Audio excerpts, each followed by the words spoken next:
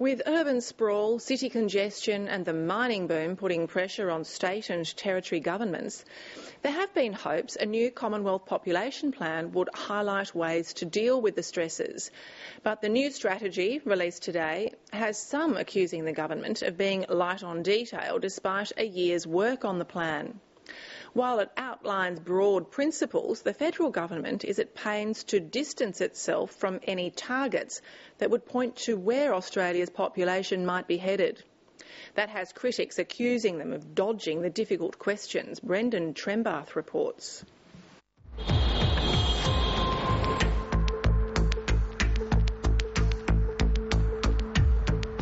Australians coping with worsening traffic and suburban sprawl, the projection that Australia's population would nearly double by the middle of the century was not what they wanted to hear.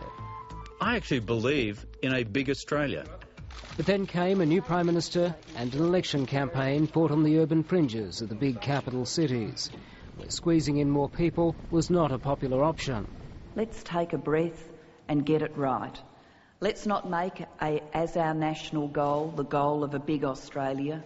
Let's make our national goal a sustainable Australia. What that sustainable Australia would be was left to a new minister and a new national population strategy. Today, Tony Burke headed to the epicentre of Australia's urban growth, Queensland's Gold Coast, to outline what that strategy would be. Once we get to the core of the economic drivers and making sure that we've got issues of infrastructure being able to be taken into account, and acknowledging that so much of the environmental footprint isn't about our total number, but it's about where we live and how we live. The Minister is determined to avoid any population target or cap. Sustainable Australia, sustainable communities. The right way to deal with population policy is not through an arbitrary and ultimately senseless debate about total numbers. A cynical exercise in cutting and pasting previous government announcements and putting them in a glossy document does not amount to a sustainable population strategy. I mean, seriously, the Women's Weekly's royal wedding coverage, I think, only exceeds this document in terms of its commitment to glossy photos. 10% of the document is literally glossy full-page photos. While the shadow immigration minister accuses the government of being light on detail, he doesn't want to commit to a population target either.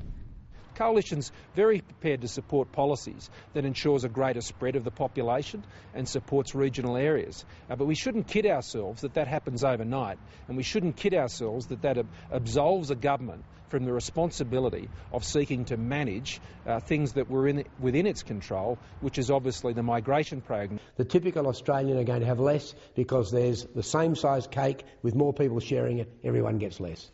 The philanthropist and entrepreneur Dick Smith made his first fortune selling consumer electronics. He rode waves of economic growth. Now he wants to get off. I've benefited from the growthy economy without any doubt more than most people, but I've come to realise that it's going to destroy Australia and the world for our children and grandchildren. Dick Smith does have a population target in mind, and he says where Australia is headed is unsustainable. It's been claimed that we're going to go to 36 million or so. Wayne Goss says it's inevitable. Well, over my dead body, because I can tell you the quality of life for people then will be an absolute disaster. It's nothing but a downside now to go to more and more people in Australia, indeed to go to more and more people in the world. The demographer Peter MacDonald from the Australian National University says the government's decision to avoid long-term targets is sound, but he says it could have tried to look a few years ahead.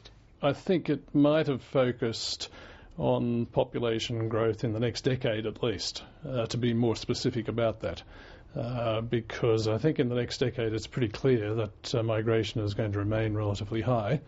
If we're going to have 250,000 new jobs in Australia each year, and the domestic labour supply will at best produce about 100,000 of those. Professor MacDonald says the real driver of population growth is not government policy, but the state of the economy. Throughout Australian history, migration has been driven by labour demand in Australia. And there are periods in Australia, and sometimes long periods in Australia, where migration was close to zero because there was very little labour demand in Australia. So, say in the 1930s, but also mid-1970s, early 1990s. But we're now in a period of very strong labour demand, and we can expect lots of migration as a result of that. The Minister says even short-term predictions are difficult to make. If you were to set targets 5 years ago, it would have been done without knowing anything that we're about to have a global financial crisis, nor understanding the implications of mining boom Mark II, where the dollar would end up, where our terms of trade would go. Or whether the Australia of the future will need to be that big.